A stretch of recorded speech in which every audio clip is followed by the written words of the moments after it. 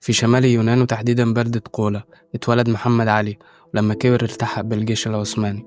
جه مصر على رأس فرقة عسكرية عشان يساهم في تحريرها من الحملة الفرنسية، واستقر في مصر وأظهر تودده ومحبته للمصريين لحد ما نجح إنه يتولى حكم مصر سنة 1805. في بداية حكمه قابل مشاكل كتير داخليا وخارجيا، لكنه قدر إن هو يتغلب عليها، وبعد كده بدأ في بناء النهضة الحديثة في مصر. وفي يوم وهو قاعد بيشرب كوباية الشاي جات له فكرة التوجه نحو أفريقيا والسودان واكتشاف منابع نهر النيل، فأرسل العديد من الحملات الحربية والرحلات الاستكشافية، وأكيد كان له أهدافه السياسية والعسكرية والاقتصادية والجغرافية.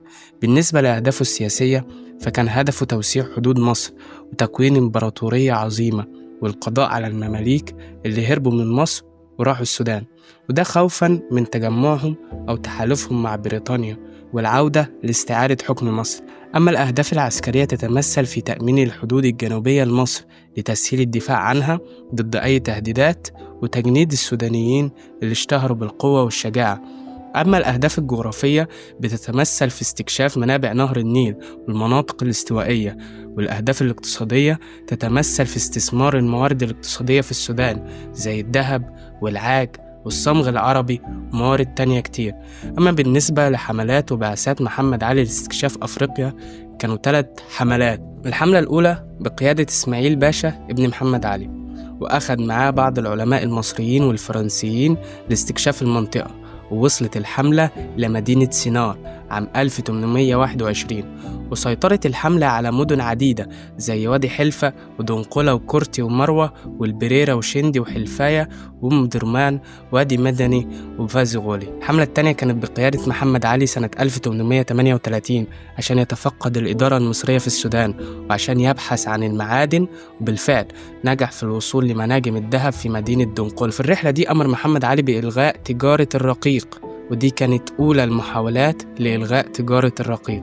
تجارة الرقيق دي هي عملية بيع وشراء البشر كعبيد واستغلالهم للعمل الإجباري وحرمانهم من حريتهم وحقوقهم.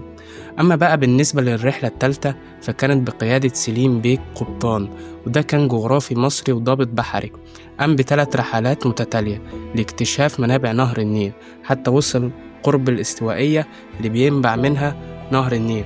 ولكن حالة الجنادل والشلالات تقدم سفن الرحلة فعادت إلى مدينة الخرطوم. نيجي بعد كده لمظاهر النهضة الحديثة في السودان تحت حكم محمد علي. في ناس كتير قالت إن الإمبراطورية البريطانية هي اللي كانت ورا نهضة السودان، لكن في الحقيقة الفضل بيرجع لمحمد علي اللي أدخل لها مظاهر النهضة الحديثة اللي كانت عبارة عن 1. الإصلاحات الإدارية، فعمل محمد علي نظام حديث للحكم والإدارة في السودان زي نظام اللي عمله في مصر، بتتمثل في 1. إرساء الأمن في السودان بعد أن كانت قبائل متفرقة بينهم صراعات. 2.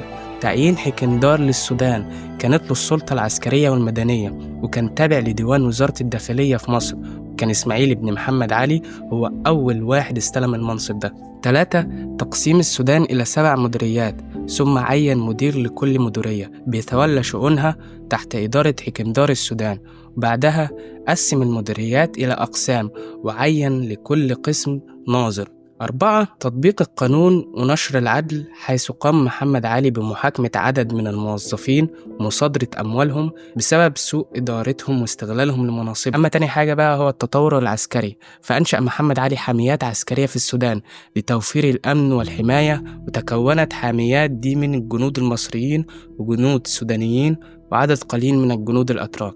أما تالت حاجة والنهضة العمرانية، فاهتم محمد علي بإنشاء بعض المدن في السودان زي مدينة الخرطوم اللي جعلها عاصمة للسودان ومقر للحكمدار ومعسكر للجيش، وأقام فيها العديد من المباني الحكومية ومسجدين ومستشفى وترسانة لصناعة السفن النيلية والعديد من المخازن والمصانع. تاني حاجة مدينة كسلة اللي أقام فيها أبراج ومواقع للتحصينات العسكرية وجعل بها حامية عسكرية ثابتة، وده أدى لتوجه السكان من المناطق المجاورة للإقامة فيها، وأصبحت من أهم المدن الإدارية في شرق السودان.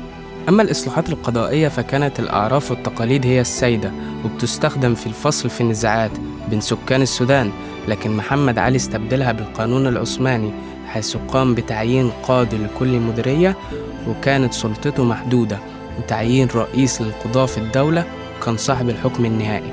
خامس حاجة التعليم، فاهتم محمد علي بالتعليم، حيث قام بنشر الكتاتيب في جميع أنحاء السودان لتعليم القراءة والكتابة وحفظ القرآن الكريم، وأنشأ بعض المدارس النظامية في المناطق الحضرية، وأرسل بعثات من السودانيين إلى مصر لتلقي التعليم خاصة في المجالات العسكرية والإدارية. فقد أدى تمهيد الطرق بين مصر والسودان وتوطيد الأمن إلى إقبال الشباب السوداني على الأزهر طلبا للعلم. أما آخر حاجة فهو التطور الاقتصادي، فنقسمهم لثلاثة: الزراعة وتعدين وصناعة وتجارة ونقل. بالنسبة للزراعة فقد قام محمد علي بعدة أمور للنهوض بالزراعة في السودان، حيث أرسل مزارعين مصريين لتدريب السودانيين على أساليب الزراعة المتقدمة، واهتم بمشروعات الري، فأنشأ السواقي وحفر قنوات الري، مما زاد من مساحة الأراضي الزراعية، وأدخل زراعة بعض المحاصيل زي القطن وقصب السكر وبعض أشجار الفاكهة. واهتم محمد علي بتحسين الإنتاج الحيواني بهدف تصدير الماشية. بالنسبة بقى للتعدين والصناعة فاهتم محمد علي بالبحث عن معادن واستثمارها زي الحديد والذهب، وأنشأ عدد من المصانع في مدينة الخرطوم زي مصنع البارود وترسانة لصناعة السفن، وألحق بها معملا لإعادة تشكيل الحديد ومصنعا لنجارة الأخشاب. أما التجارة والنقل فاهتم محمد علي بتأمين طرق التجارة، وكلف شيوخ قبائل بحمايتها، وتطوير الملاحة النهرية، مما جعل مدينة الخرطوم من أهم المحطات التجارية في أفريقيا. ففي وسط كل ده الدول الأوروبية ما كانتش مبسوطة من اللي كان بيعمله محمد علي، فتحالفت القوى الأوروبية الكبرى مع السلطان العثماني عشان يوقفوا توسعات محمد علي اللي تعارضت مع مصالحها الاقتصادية، فعقدوا معاهدة لندن سنة 1840. كانت نتيجة المعاهدة دي إن محمد علي تخلى عن معظم الأراضي اللي حكمها خارج مصر. وفي سنة 1841 حصل محمد علي على حكم مراسي لمصر والسودان بناء على فرمان من السلطان العثماني.